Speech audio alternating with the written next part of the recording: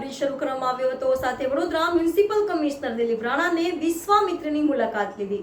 શહેરમાં મધ્યમાંથી પસાર થતી વિશ્વામિત્રી નદીનું જળસ્તર ઘટવાનું શરૂ થઈ ગયું હોવાનું જાણવા મળી રહ્યું છે। સવારે 32.5 ફૂટ જોવા મળી રહી છે।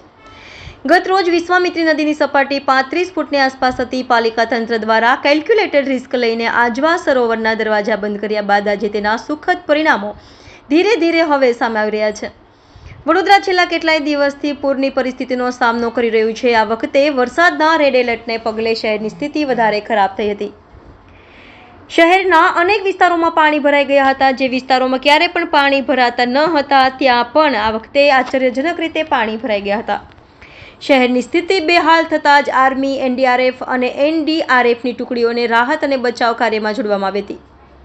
દરમિયાન પાલિકાના સત્તાધીશો અને ચૂંટાયેલા પ્રતિનિધિઓ દ્વારા કેલ્ક્યુલેટેડ રિસ્ક લઈને આજવા ડેમના દરવાજા બંધ કરી દીધા હતા। જે બાદ વિશ્વામિત્રી નદીનું જળસ્તર ઘટે તેવી આશાઓ સેવાઈ રહી હતી। વિશ્વામિત્રી નદીનું જળસ્તર કાલ સુધીમાં 35 ફૂટની આસપાસ રહેતું હતું। આજે સવારે પાણી ઓસરવાનું શરૂ થતાં જ કાલાઘોડા બ્રિજ પરનો વાહન વ્યવહાર પુનઃ શરૂ કરી દેવામાં આવ્યો છે। આવનારા 12 કલાકમાં પાણી ભયજનક સપાટી 27 ફૂટની નીચે જાય તેવી વકી છે। આમ ધીરે ધીરે વડોદરાનું જનજીવન સામાન્ય થવા તરફ જઈ રહ્યું હોવાનું દેખાઈ રહ્યું છે। આખરે વીતેલા 3 દિવસથી પડતેલી મુશ્કેલીઓ હવે દૂર થઈ રહી છે, જેની વાટ વડોદરાવાસીઓ આતુરતાથી જોઈ રહ્યા છે। ત્યારે વડોદરા મ્યુનિસિપલ કમિશનર કાલાઘોડા દિલીપ રાણાએ વિશ્વામિત્રી બ્રિજની મુલાકાત લીધી હતી અને મીડિયાને માહિતી આપી હતી। અત્યારે વિશ્વામિત્રી નદીનું લેવલ 32 ફૂટ છે, એટલે બ્રિજ ઉપરથી પાણી નીચે ગયું છે। જેમ જ પાણી નીચે ગયું અમે તરત જ અહીંયા એનાલિસિસ કરી અને બ્રિજ ખુલ્લો લોકો માટે મૂક્યો છે, એટલે લોકોની કમ્યુનિકેશન છે એ સરળતા રહે।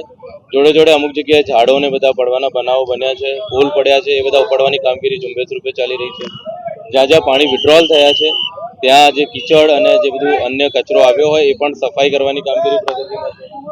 જોડે જોડે અમદાવાદ, સુરત અને અન્ય જગ્યાએથી પણ અમને સફાઈ ફાયરની ને બધાની ટીમ મળી છે। એનો ઉપયોગ કરીને ઝડપથી વધુ સાફ સફાઈ અને બધી કામગીરી પ્રગતિમાં છે। લાંબી પ્રોસેસ છે, પણ જેમ જેમ પાણી ઉતરતા જાય છે એમ એમ અમે ટીમો લગાવી અને સફાઈની કામગીરી કરી રહ્યા છીએ। અત્યારે સલાટવાડા, મચ્છીપીટ અને અન્ય જગ્યાઓ પર કામગીરી ચાલે છે, એટલે અમે ઝડપથી અને જેટલું ઝડપથી થાય એટલી ઝડપથી કરવાની કોશિશ કરી છે। અરણી વિસ્તાર જે છે એ રિવરના સર્પાકાર વિસ્તાર કહીએ, જે મિયન્ડરિંગ વિસ્તાર છે એમાં છે। વિશ્વામિત્રી કોલોની છે એ એના મિયન્ડરિંગમાં છે। હજી પણ ત્યાં પાણીનો ફ્લો છે। અમારી આર્મી, અમારું એનડીઆરએફ અને અમારા વહીવટીતંત્ર એ કોર્ડિનેશનમાં ત્યાં કામગીરી કરી રહ્યું છે। ફૂડ પેકેટને બધું પહોંચાડી રહ્યા છે અને જેટલી ઝડપથી થશે બધી કામગીરી કરવામાં આવશે। દર્દીપુરા ખાતે ફાયર સ્ટેશન છે, આપણું રેસ્ક્યુ સેન્ટર, ત્યાં બોટો સ્પીડ બોટો પડી રહી છે, જે મેન્ટેનન્સના અભાવે મશીનો કંઈક બગડેલા છે એના જે સ્પીડ બોટો પડી રહી છે એ જે સ્પીડ બોટો જર્જરિત હાલતમાં છે, એ ઉપયોગ કરી શકાય નથી। પાણી નીચે બોટમમાં કેટલામાં કાણા પડેલા છે, એ ઉપયોગ કરીએ તો વધારે કંઈક અકસ્માત જેવું થાય, એટલે એ બોટો ઉપયોગમાં લઈ શકાય એવી હતી જ નહીં।